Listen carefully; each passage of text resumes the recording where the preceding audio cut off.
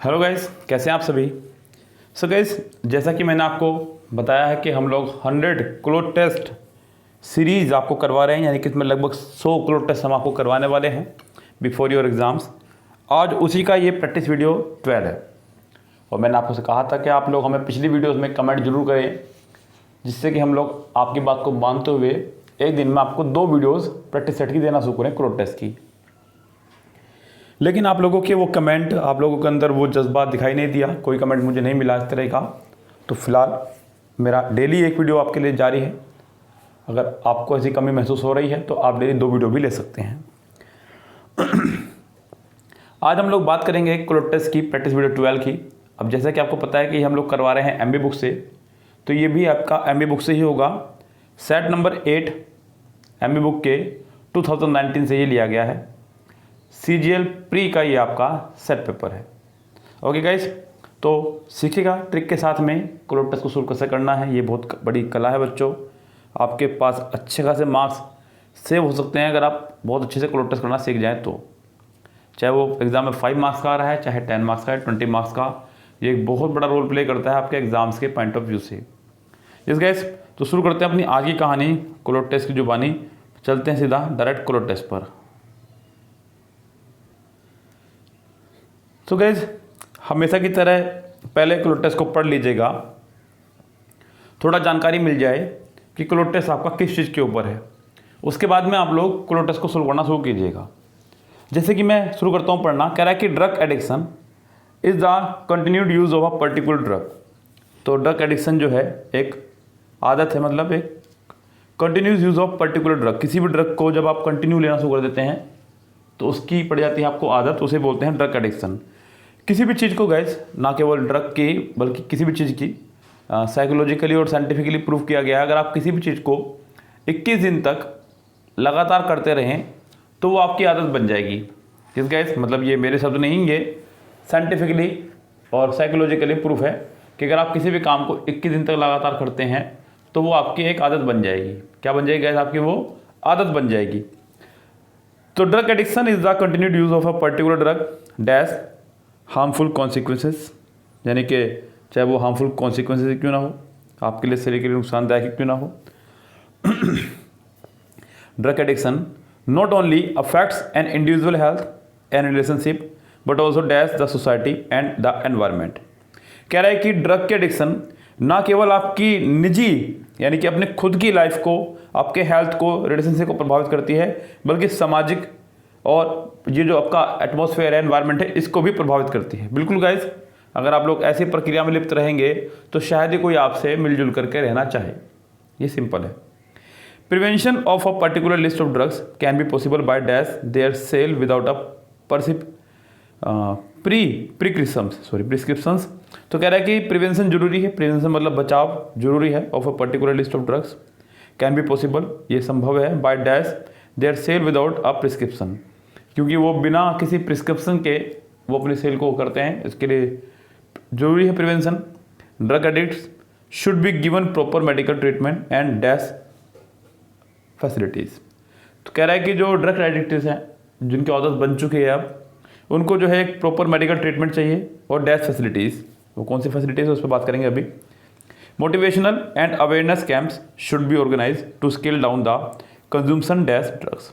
तो मोटिवेशनल और awareness camps चलने चाहिए लोगों को ड्रग्स से बचाने के लिए, उसके सेवन से बचाने के लिए।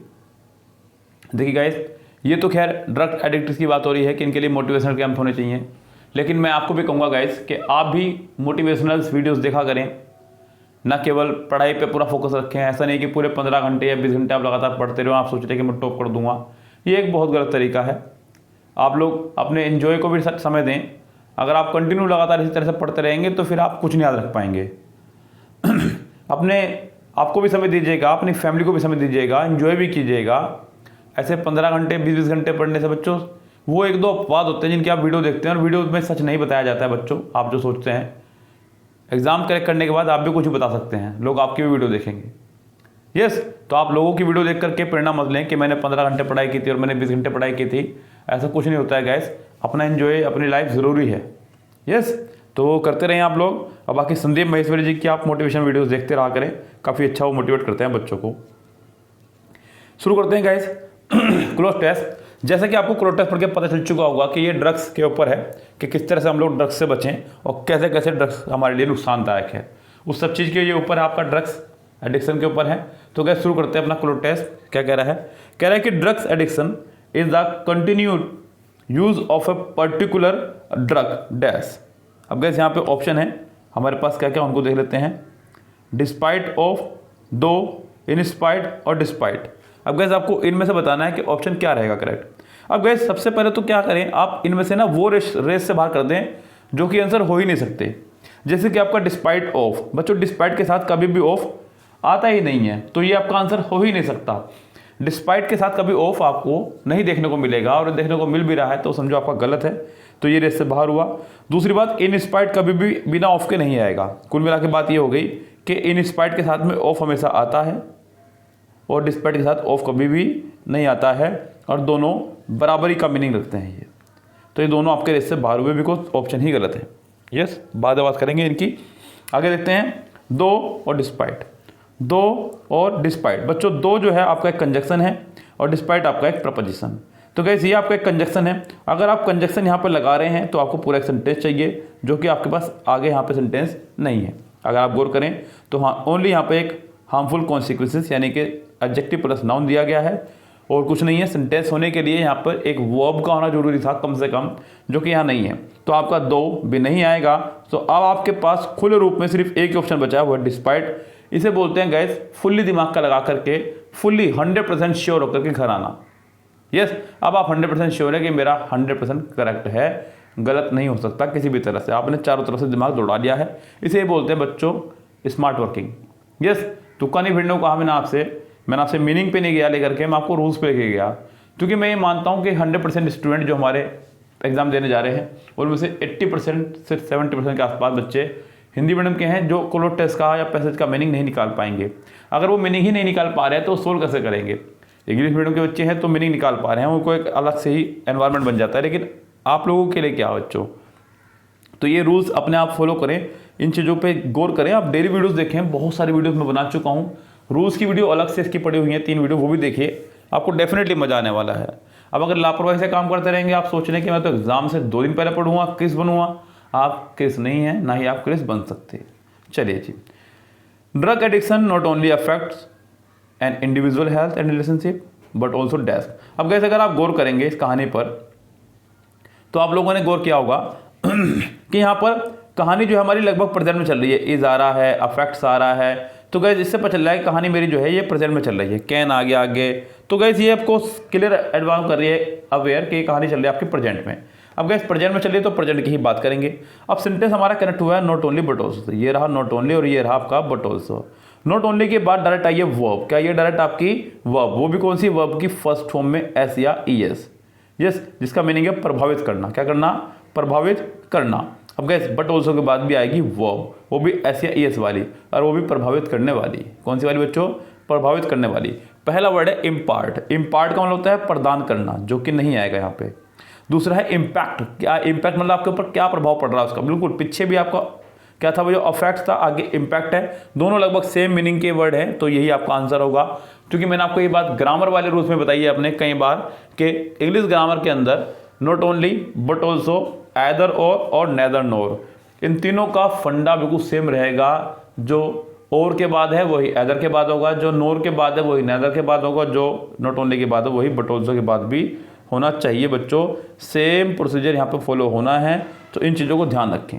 चलिए फिलहाल तो यहाँ पे आ जाएगा 8 में इम्पैक्ट। चलिए जी बच्चों, यहाँ पे आंसर हो चुका है बी करेक्ट।